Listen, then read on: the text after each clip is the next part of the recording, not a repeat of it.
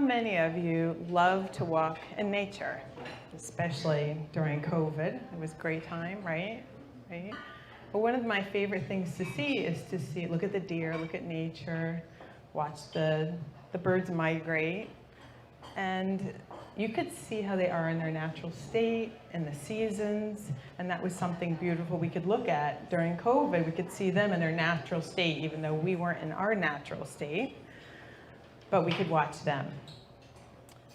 And since nature is such a reflection, it makes me think of how much more time I was spending outside versus inside, and how free they were in their home state, no matter where they were, their sense of security. And many times as human beings, we look to the shelter we have as our source of security. But nature doesn't, they don't need that. They just have shelter for a short time, and then that's it. They don't need the nails in the wood, same one all the time like us. And it reminded me of just how important it is that we build our sense of security within ourselves, because things change, seasons change for us.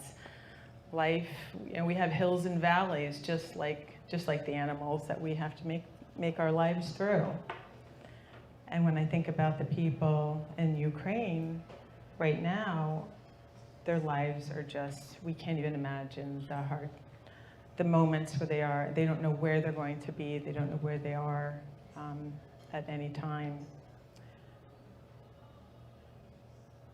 And what I do is I tend to talk with people about finding that peace within themselves, because I've had a life of very many ups and downs along with my two children. One time that we had a lot of changes going on was when I had my first little house with my two young daughters, and the market was crashing. This is '08. And I checked my spreadsheet. My budget spreadsheet said we'd have to sell the house in the next year. Now, at the time, I was a financial advisor, and I was so happy to be an entrepreneur, have my own schedule. I could be there for the kids when they came home. Even though I was working 6 days a week, I still had flexibility. I could see them off to get on the bus. But with the market going down, I was working 6 days. I couldn't make more money, so I had to leave that. And what was really hard was telling the children, the two girls, we're not only going to have to stop the activities that you enjoy, like after-school cello and violin, but we have to sell the house. And I can't stay in the position that I am because I'm going to have to go work for someone else. So I had to admit I just had to admit a lot of defeat and see my children not do the things that they enjoy. And not too long after that, we were in church, and there was a family, which was a single mother with children, just like us. They lived in a nearby town. Well, we were in Ridgefield at the time. I believe the family was in Bridgeport. And they asked for donations. And I went later on that day, and I went to my two girls, and I said, I have a possible way that we could help out that other family, because they're just like us. But in their fire, they had a fire in their home, in their apartment, and they only had one bathroom, and that's what they were looking for donations for. I said to my girls, can you imagine if we didn't have a bathroom? And I said, so what do you think if I know we have to leave our house in a year, but what do you think if we take the money from cable TV for the year and we donate it to that family? And boy, that's hard to ask two tweens to do that. But Netflix at the time, it was early they would mail the disc to you. I said, I will pay so you could have 2 or 3 DVDs a week. But you have homework anyway. So what do you think? I'll make that exchange. And they were like, okay, Mom. So that's what we did. We did that. But it was a great reminder that when there's things that happen to us, around us, outside our homes, outside our shelters and around us, that we can't let ourselves be led by fear. And it's important that we show our children and live our values and our advice that we give to them. So, and it helped my girls find a sense of security within themselves. I wanted them to understand, no matter what, whatever town we live in, whatever the house is, they will come and go. Nails and wood and metal will come and go, but your sense of security and love is within. We can't cling to nostalgia because sometimes we glorify and we think about what it was we had, and we think about what it is we want in the future for ourselves or for others. But it's important to stay in the present, in the moment. And that was something as well that I wanted to teach my children. Just like when I would watch the deer and the birds, you know, the adults, they show the children, they show the youth how to survive, how to live through the rain and the snow and the hard times, or you have to move, you have to migrate, and you find your way back. So I always wanted to show my children that way of living. And there was also a lesson that I wanted the children to learn, which was to always be comfortable with beginning again and building a cornerstone in their lives of internal peace and internal security. Because house may change, your income will change, your health could change, and I just wanted to prepare them because they were with me since they were, so I was in a 7-year, very abusive marriage in Europe.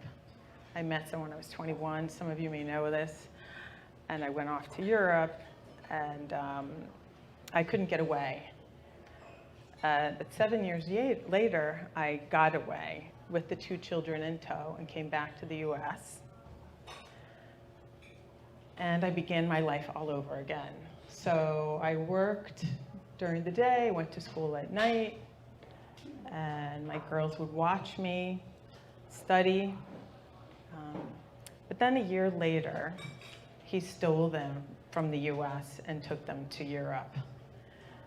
But no matter what, I mean, I had great people, great support, where people would help me with my plight on getting them back.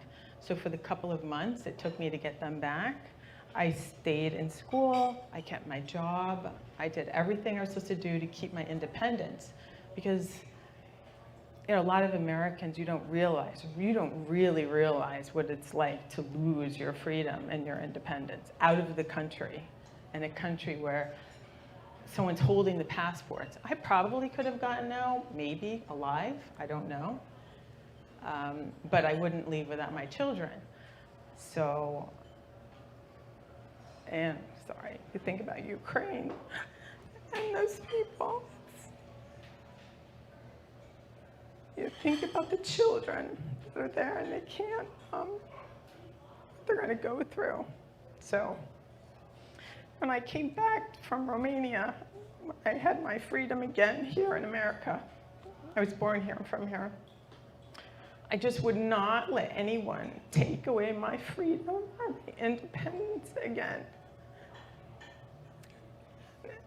And I'm so thankful that you guys are doing something to raise money to help those people, because they're gonna need a lot of help to rebuild their lives.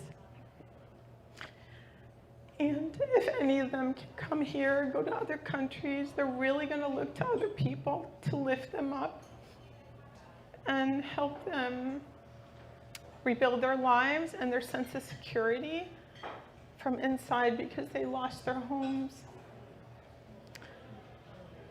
And once I got my children back, I the best thing I could have done was just stayed the course and finish my degree and move on with life. And just like in nature, another season came, another season went, and they watched me graduate college, which was wonderful. And I would stay up late at night. It took me, gosh, I came back when I was 28, and I was 35 by the time I finished going part-time. But my girls would watch me study, and they'd cheer me up and cheer me on when I'd be really tired at night. And I made it through. And they watched me graduate over here at University of Bridgeport, and they watched me walk. And they gave me, one of my daughters made a little pin for me, and that pin was worth more than the piece of paper that I received on that day. And I don't know.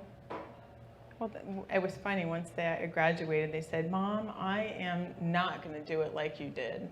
I am not doing it the hard way. I'm going to go to college right after high school." And that they did. So I'm 55 now. I don't know if I'll ever have another house of nails and wood, but I possess a home within my heart. And no one could ever huff or puff that home down. And I wish the same for those people in Ukraine once they find their home in their heart. So we can all always look and choose our definition of home. We can choose our destination of our home. But I hope you all will look to your heart to decipher and decide what your home sweet home looks like. Thank you.